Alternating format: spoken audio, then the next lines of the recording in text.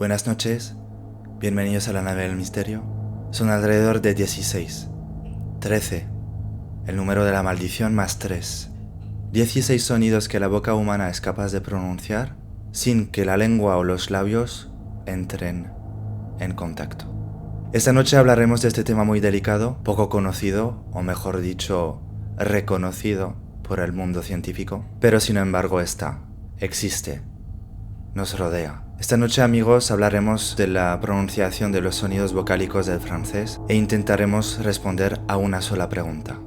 ¿Realmente es posible para un hispanohablante hablar francés con una pronunciación perfecta?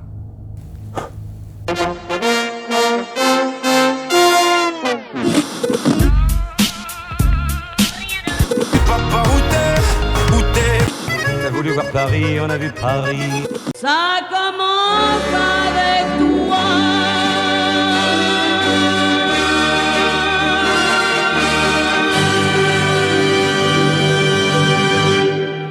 Bonjour tout le monde, bienvenue en francophonie. Aujourd'hui, nous allons apprendre à prononcer les sons vocaliques du français dans une série de 3 vidéos. Les voyelles orales I, U, OU, E, O, O et A. Les voyelles orales E, E, E. Et les voyelles nasales et les semi-voyelles. Mais avant de commencer, je vais insister sur quelque chose de très important, surtout pour les débutants. La première chose, c'est que bien prononcer n'est pas synonyme de bien communiquer. Parce que dans une langue étrangère, l'important, c'est de bien communiquer. Et 90% du temps, les gens vont vous comprendre.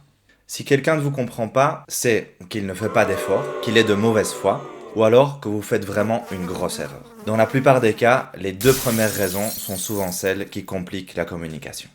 Bien prononcer est moins important qu'une bonne connaissance de la grammaire et du vocabulaire. Et puis bien entendu, bien prononcer, c'est fort relatif si on pense aux accents. Le français parlé au sud de la France... Écoute-moi, Manon. Et tout le temps, je te vois. Tout le temps, je te parle. Quand je mange, ça n'a pas de goût. Le sommeil, ça me l'a tué. Alors si tu me veux pas, ou je meurs, ou je deviens fou. ne sera pas le même français parlé au nord de la France. Parce que je parle ch'ti, c'est ça? Pardon? Je parle ch'ti, quoi. Encore moins en Belgique. Allier, je vous parle comme ça. C'est un petit peu comme un Suisse, si tu veux, mais qui aurait mangé des gaufres tout l'après-midi, avec le nez bouché, si tu veux. Je parle comme ça. Des quoi? Des gaufres. Des gaufres? Des gaufres. Des gaufres? Voilà. Le I devient un E, tout l'après-midi. J'ai mangé des gaufres tout l'après-midi. En Suisse ou au Canada, la prononciation et l'accent seront différents. De la même manière qu'on ne parlera pas le castillan de la même façon à Saragosse, à Cadiz, à Barcelone, à Madrid ou au Mexique. Et puis aussi, prononcer à la perfection, c'est impossible. Sauf si vous avez entre 3 et 7 ans et que vous comprenez encore l'ensemble des sons prononcés dans le monde entier.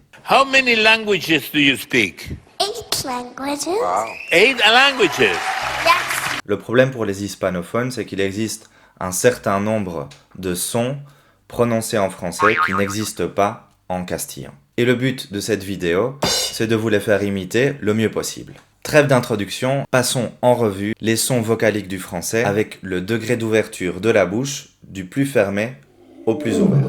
Le son I, qui se prononce comme en espagnol. Par exemple dans la phrase « Rémi est parti ». Le son I peut s'écrire de 2 manières différentes, le I normal ou alors le Y. Le son U, comme dans la phrase « Tu as vu Julie », il va s'écrire seulement d'une seule manière, la lettre U. Le son OU, comme en espagnol, la U española se pronuncia igual. Par exemple, dans la question « Où est Séoul ?», le son OU s'écrira toujours d'une seule manière, O-U. La différence entre OU et U est que le U, vous allez fermer un petit peu plus la bouche. OU, U. Le son E, comme dans la phrase « Ce jeu coûte 2 €» ou dans le nom « un nœud », attention, ne dites pas « EU » comme en espagnol. Ce son s'écrit EU ou alors OE ou encore OE. E-U. Le son O, comme dans la phrase l'auto jaune, ou alors la moto jaune, ou alors beau.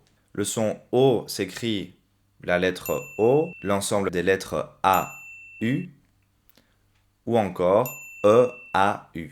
À ne pas confondre avec le son O, qui est un O fermé et qui ressemble beaucoup plus au O espagnol.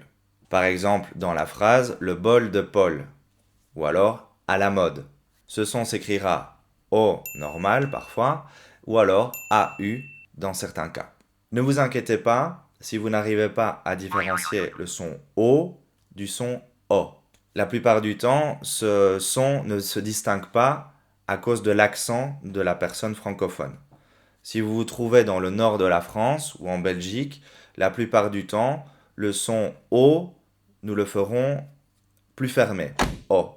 Par exemple, l'auto jaune et la moto jaune se prononcera dans le nord de la France, l'auto jaune et la moto jaune.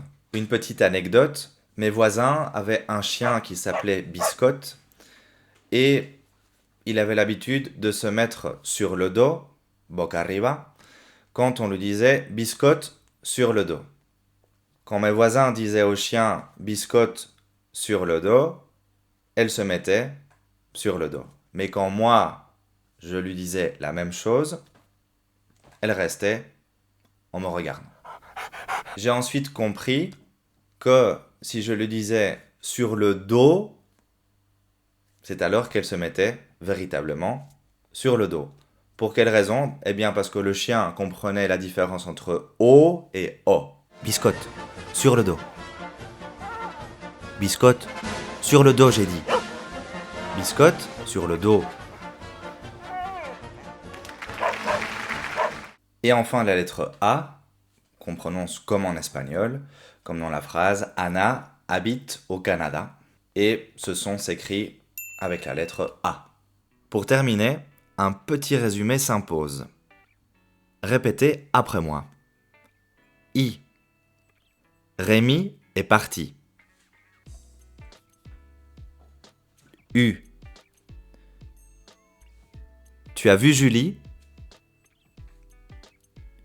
Où? Où est Séoul? E. Ce jeu coûte 2 €.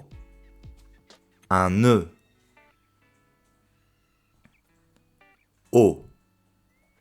L'auto jaune, la moto jaune. O. Le bol de Paul à la mode. A. Anna habite au Canada. Et voilà pour la prononciation des sons vocaliques de la bouche la plus fermée jusqu'à la position la plus ouverte.